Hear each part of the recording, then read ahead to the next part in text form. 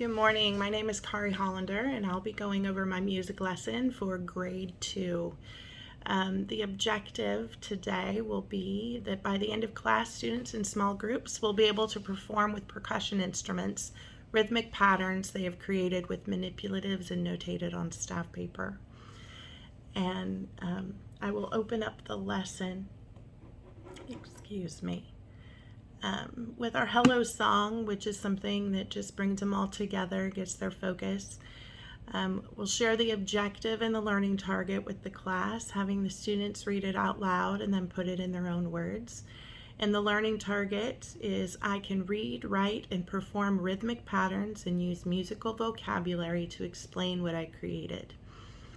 We'll review note value and rhythm and other vocabulary using Quizlet, making it a game, things that they've already learned in class. We'll also be integrating this lesson with second grade RLA, the poetry segment of their classroom.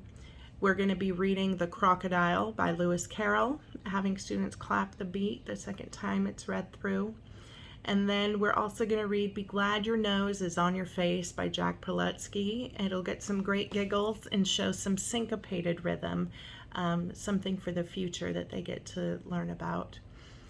We are going to, the strategies are note values and rhythm, how to notate on staff paper, group work, listening to poetry, clapping out the rhythm patterns of the poetry, using manipulatives to engage the tactile learning, as well as the writing and discussion with their small groups, getting them to engage with the subject matter in a lot of different ways. And then in the end, they'll be sharing and performing for the larger group the project that they've completed. So again, that'll be some demonstration that they have understood what the lesson was. The objective can then be met using these methods. For routing, we're going to discuss rhythm and patterns in music and poetry. We'll go to the whiteboard, and using some magnetic notes and rests, I'll create examples of a few rhythms on the board and have the students clap them with me. Then I'll select 4 students to come up and, again, using the magnetic notes and rests, make their own rhythms on each measure of the staff. We'll have the class clap the rhythms they created.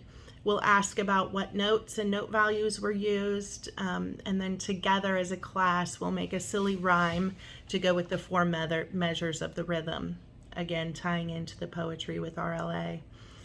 Then we'll break into independent practice where they will go into their colored teams. They already know what team they're on. They'll go to their center areas. There'll be worksheets provided that will have vocabulary on the top with definitions of the elements of music they'll be using for the assignment. And note blocks will be there for students to make the rhythm patterns on the table before notating them on the staff paper. Students will work with their group to create unique rhythms on their papers. And when they finish, they'll select hand percussion for each teammate and practice playing the rhythms to perform for the class at the end of group time. They're going to engage in a lot of different ways with this project. Some of the questions I'm going to ask them as I visit each group is, why is writing your rhythms on paper important? Could all the rhythms in your group work together to make one piece of music? And then this is, I think, my favorite question. If rests are silent, is silence music? So that might get some interesting answers. How I'm going to check for understanding is I'll walk through the classroom, checking on each group, answering any questions. I'm going to pause the entire class if additional examples are needed for clarity. If one group seems to really be struggling, others may be as well and just silent. So I'll draw their attention back to the whiteboard, go over some concepts again, have them interact with each of the notations put on the board, clapping back the rhythms, showing that they understand the concept. I'll also give praise to the groups that are working really well and making progress, and then have begun putting concepts on the paper. Individually, how will I know that the students have mastered the objective? So as individuals, was the assignment completed on paper? Did they participate with their group when performing their rhythms for the class? Did they notate the rhythms correctly on the paper? When describing to the class their project, did they use musical vocabulary to explain their project? Did they use the instruments of choice correctly when demonstrating their rhythms? All of these would make for 100 points. 5 points would be deducted for each area that was not completed. In music, for me, participation holds a very high value. So there's a total of 75 points for participating. But then if a student refuses to participate at all, that would be a 0 for the assignment. Resources needed: whiteboard, magnetic notes, rest for the whiteboard, note blocks, pencils, worksheet with staff lines and vocabulary, hand percussion instruments made available, and an Elmo to project the rhythm pages on the screen when we all come back together as a group.